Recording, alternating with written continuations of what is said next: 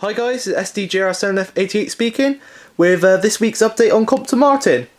Now, first of all, I'd like to apologise about last weekend's update, as there was no update.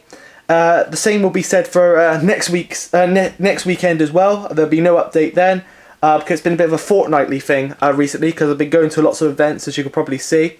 And last weekend with number one classic car fan, Brazil 2044 and Blackpool 2044, went to the Somerset Railway Gala, had a brilliant day.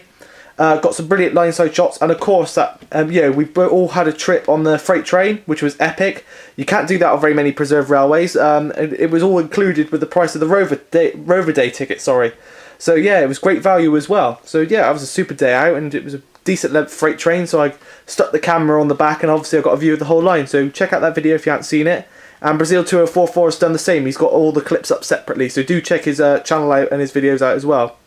But like I said, next weekend there will also be no update due to the fact that I'm going to, again with number one classic car fan, to this Wales Model Railway exhibition, which is in the city of Wales, not to get confused with the country.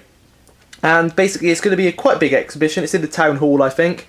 A few trade stands, all model railways of course, and I'll be filming some stuff there, and obviously I'll be uploading that on the Saturday. So I'm afraid there won't be an update on Compton Martin, but that does give me more time to do more work and obviously make better updates. And quite a bit has been done this weekend. Let's start with the actual update now, of course. And this week, let's say the past 2 weeks, I've done the Cobbles. Now, you have to tell me what you think of this. I've painted it Humbrol 64 grey. It's like a light grey, but it's a bit darker, as you can see. Now, it's only partly done. Obviously, you can see there's bits of dirt from where I've been doing other bits of the scenery lodged in there. But you can see there's still white in there. That's because I've got to do the dirt wash over all the cobbles. But yeah, you can see it's come out in varying shades of tone, which is perfect, just like Cobbles. But I'm not sure what you think of this. Personally, I don't think it looks very exhibition-y like, if you know what I mean. I feel it looks a bit, not well painted. I'm not sure that's just me, I'm nitpicking or whatever, but I'm not sure with the colour at the moment. I'm going to give it a go with a wash over anyway, see what it looks like. Obviously I'm going to do a black wash down the centre of the rails for the oil and smoke and soot from the engines to get lodged in, around the edge of the tracks and stuff, but the main bit's going to be done over with this mud wash. Obviously there's going to be little plats of foliage on there when all the good shed's on there and stuff. But I'm not too sure on the colour exactly. Like I said, I used Humbrol. This is another colour I bought today. Well, this is Saturday I'm filming this, by the way. But it's matte 28. And I'm not sure if this is... It's like camouflage grey. I'm not sure if that is more of appropriate colour. If you could compare the two there. So please do tell me what you think. Do you think I should use this here? This light camouflage grey, or keep it the way it is and wash it down and see how it comes out. So please drop a comment. It did take me quite a while to paint this. I was using a small brush, let's just say, but it did give a nice varying tone, if you know what I mean, which is what you're looking for on Cobbles. But personally I feel that maybe this lighter colour would be a bit better, considering it's a warm summer's based on a warm summer's day. Anyway, but yeah, please do tell me what you think. I've got to paint the sleepers, as you can see here, and all that. So there's a bit of foliage there. Anyway, next thing I did was, this is what the bit that quite a few people have been waiting for, is the gully. And as you can see, there's the water effect is in there. Weeds and overgrowth has been put in there as well bits of it, the start of it anyway. And I feel that came out quite well. I didn't use the water that I bought originally in the end. I bought another bottle because that was effects, and that was designed for waterfalls and rapids, and it was like really, really thick stuff. I actually went out and bought the, again, Woodland Scenics, but it was the proper water effect stuff. Well, not effect, a realistic water pour bottle, and it worked really, really well. You see there, zoom in. Sorry about the lights, it's getting dark. It's been a bit of a stormy day, so it's a bit overcast outside. There we go. Sorry about the foliage, that foliage shouldn't be in that pipe, it's got to be hoovered up. As you can see, I've been doing a bit around the edge. But yeah, it came out quite well. It gives a nice little bit of water in there. I think personally I felt a bit too much went in for my liking, but it's all the way along. While that was wet, I added some of the reeds. Some of them came out a bit different than others. There's this one here which is quite got a bit of glue in the bottom, as you can see down there. Well, not glue, the water effect, and went a bit solid, but a bit of a small one. With varying results with these, as you can see. Those came out alright. Again, the one there came out a bit gluey, or water effecty, or whatever. These ones I felt came out pretty well. They're a bit bigger. See, they're quite large, but then again, they're supposed to be reeds, so reeds are quite large. And yeah, I got up to this point here. Oops, sorry, not looking in the right place. But then, this is where the water comes onto the part of the clay, and it was a bit thinner layer, if you know what I mean. So it dried really, really quickly. So by the time I finished putting all these in the water and it had dried sort of thing, this was already dry and I couldn't do it anymore.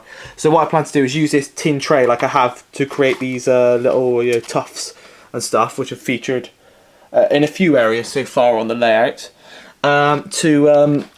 Well, not use it in a static grass way, but just to put a blob of glue, or maybe even that water effect stuff that I bought, waste not, want not sort of thing, because it should go clear, and create some more stuff, hopefully like that, and filling along here.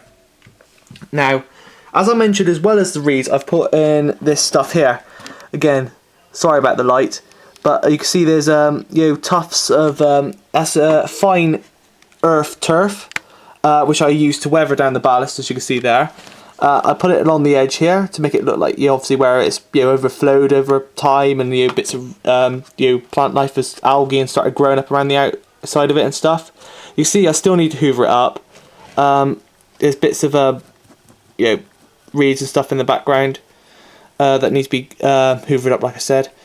That's where the crack is in the board, and that's been disguised pretty well. I haven't split it with the water there yet, so that's going to be a bit of a challenge.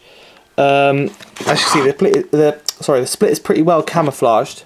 There it is, and on there, with this here, and then obviously got to try and split it there, sort of thing. But I'm not sure how it's going to work out yet. Hopefully, it'll work out better than I hope. And I don't want I don't want the water to have a great crack through it and ruin the effect. If there is, I'm going to put some more reeds there and make the area a bit cramped and stuff. Like I said, I haven't finished putting all this life down there. Like I've got some of this fine light turf here, which is not earth coloured, it's light green turf. And you can see, just put a little bit there to see what it looks like. I think that's a bit too much. Yeah, it's way too much. Sorry, I moved a bit of that. Hopefully that will add a bit more life to it when it's all glued and patted down, if you know what I mean. That's way too much. Sorry, I've really cocked that up. But there you go. That looks better. Anyway. Then, obviously, we'll move on to this area. Now, this is, again, it's been a not very pleasing week for Compton Martin, if you know what I mean. The effects I've achieved have not really pleased me in any way. You can see I've added earth turf again, but I tried to create like an algae stain all the way along the edge. There we are. But I don't feel it's come out very well. So, I'm not sure what to do here. Please tell me what I could do. What I plan to do is, obviously, you can see the grey paint as goes right up to the water's edge sort of thing in some cases, because I painted the grey after I painted the water. Stupid of me. So what I plan to do is get some sandpaper, sand the algae or whatever I put on there off, and then paint that brown, the edge bit, as you can see, it's where the cobbles dip down in, and you repaint it, because that way when I put the earth turf on it again, it will look a bit more natural rather than this.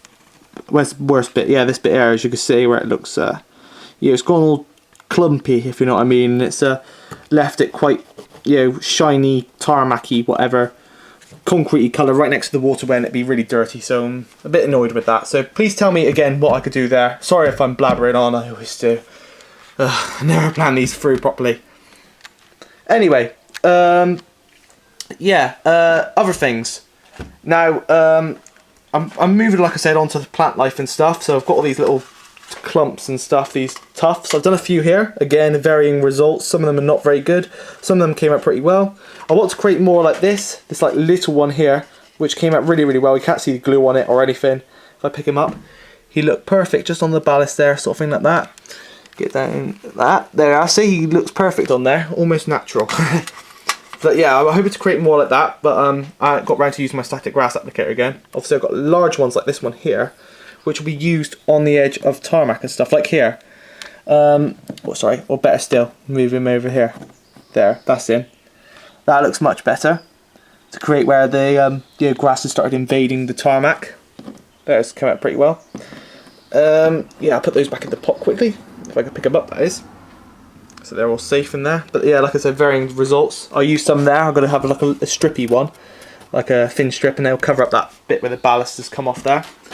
Then down here, got some foliage that's fallen off the trees. Yeah, come on out.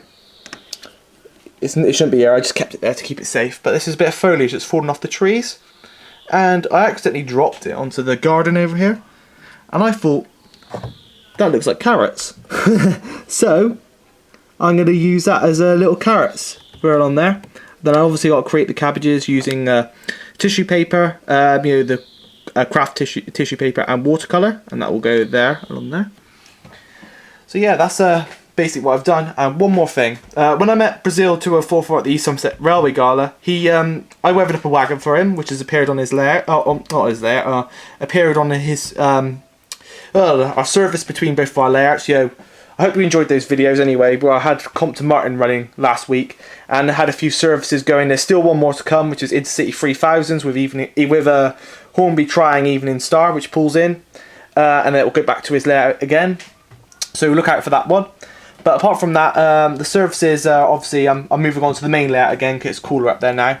But anyway, in this service, I put a weathered wagon on, which was I weathered up for him, and it went to his layout, and it's appeared on his layout now.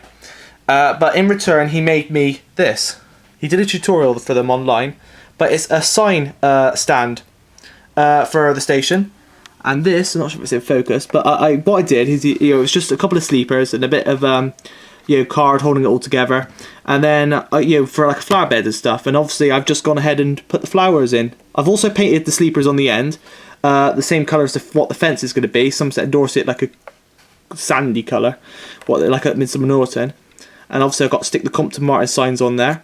But in there I use 6mm static grass, some of that light green turf, and then I put some of this on, which is like a flower effect from Woodland Scenic. It's got two colours here. I'm only using yellow on the station sign, which came out pretty well. Then I've got purple here, which will be used for line side flowers, which not Woodland Scenic. Stupid me. Matthew Snowden did a really good little tutorial on these like long like foxglove things which appear alongside embankments and stuff. And I'm going to do a few of them along there, maybe using brush wires and stuff. And yeah, using that. But sorry, it's been a bit of a mixed match update. I've forgotten half the stuff. I'm a bit tired at the moment. I had a long day, let's just say. Anyway. So yeah, that's it for this week's update, or this fortnight's update, let's just say. Next weekend, I hope to bring you some videos of the Wells exhibition. If you could make it there, and drop me a message, and me and Number One Classic Car Fan will meet you there. Also, there will be a few videos coming on the main layout this week. Obviously, like I said, Intercity 3000 service will be on here. Which has already been filmed. Then there'll be a video about the strawberry and cream specials. Quite a few people have been commenting on it, what the locomotive and the stock look like together. So I did a little overview, a very poor overview. Again, I forgot all the stuff I'm saying. I'm very stupid when it comes to saying these sort of videos, and I lose track of what's happening. Hence me blabbering on like now. But anyway, I've got a little overview of it with the locomotive and the carriages on the track, and then it running around the track basically. And so it's a bit like a little review, but just showing you the arrangement of the train, maybe a tiny bit of brief history if you can decipher what I'm saying anyway. So anyway, this has been SDJR10F88 speaking, and thanks for watching.